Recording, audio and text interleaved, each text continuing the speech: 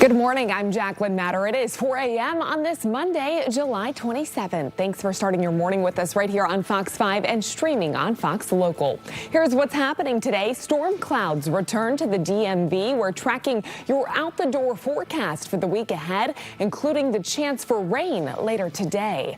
Plus, new gun restrictions set to hit the books in Montgomery County, how a new law targets so-called ghost guns, and where a person can carry a gun in public places. And Prince George's County gets ready to bet big on local business. The major plans in store for the county as it prepares to welcome the Sphere to National Harbor. Your news at 4 starts right now.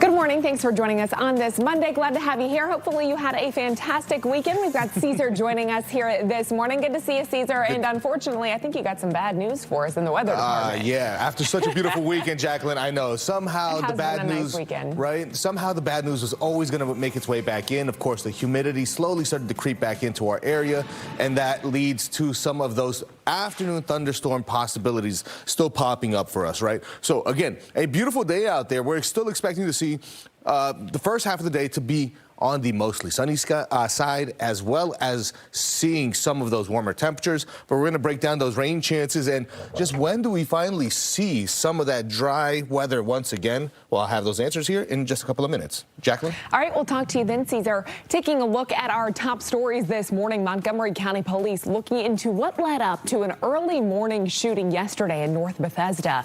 Officials say just before 6:30, police were called to Wilkins Avenue for reports of a disorderly group. There they found a man suffering from a gunshot wound. He was taken to a local hospital where he is expected to survive. D.C. police have arrested a man accused of stabbing a woman in Northwest in the Truxton Circle neighborhood. 30-year-old Kevin Vaughn facing an assault with intent to kill charge. This happened early Saturday before 2 on North Capitol Street. It is not clear what led up to that attack. At last check, the victim remains in a hospital for treatment. A man is dead after crashing in Silver Spring. Montgomery County police say it happened around 4:30 on Saturday morning along New Hampshire Avenue. Investigators say that the man hit a median before driving into a tree. He was taken to the hospital where he later died. Officials have not released his name as they look into why he lost control. Police arresting 2 men accused in a fatal shooting in Northeast. Officials say on July 11th, Daniel Foxworth and Abdullah Janeh shot 28-year-old Aaron Brown in an alleyway on Minnesota Avenue. He later died at the hospital. Foxworth and Janeh are charged with first-degree murder. Montgomery County is signing a new bill into law today that revises some of its rules on guns. That includes regulating so-called ghost guns and restricting the possession of firearms in public places. Our Melanie Alnwick live in Rockville with more on what is changing. Mel, good morning. Good morning, and this comes after a lawsuit and a Maryland Supreme Court decision which found that Montgomery County overstepped some of its authority in its prior legislation.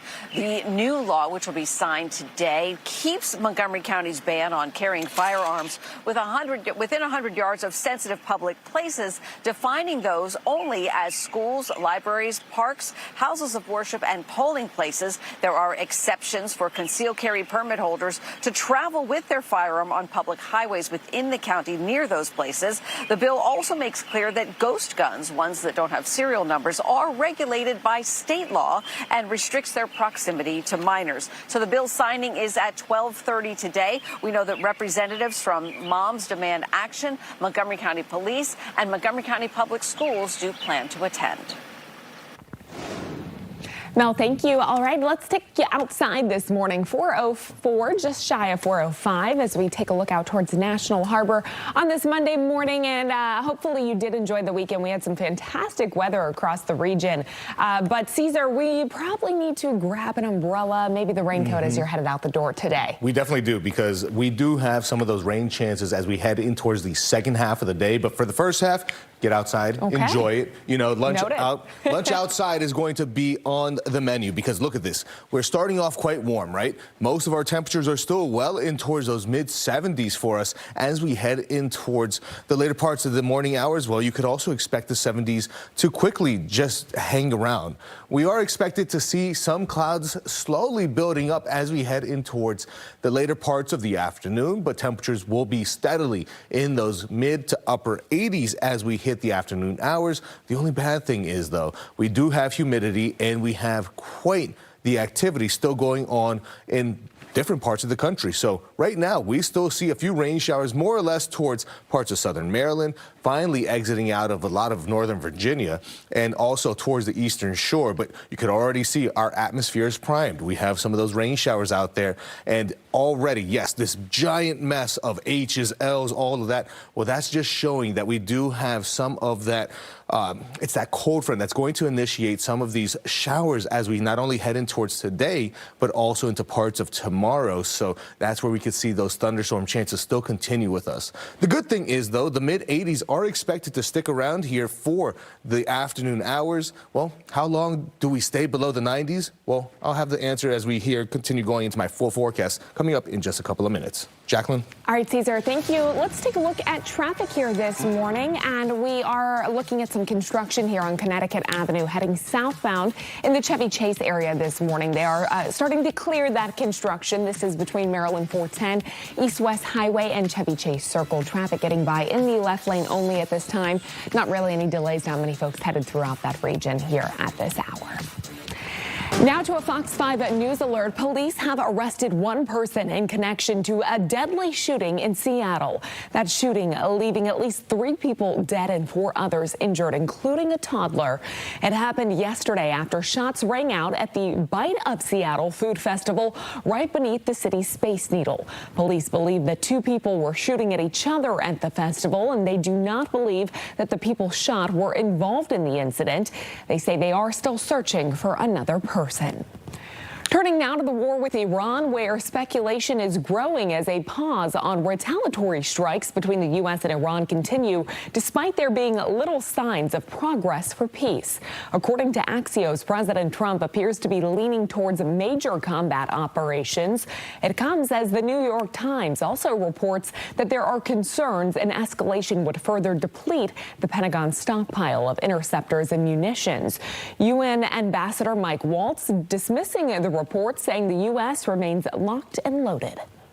Well, he has a number of escalation options, whether that is infrastructure, power that is powering the IRGC and their war economy. And I won't take any options off the table here for the president, but I can tell you, and I just spoke with our great Secretary Hegseth, all of those options are on the table.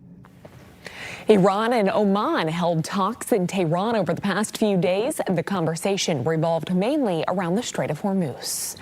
Meantime, a live look here at the White House this morning, where President Trump will meet with Ukrainian President Volodymyr Zelensky tomorrow.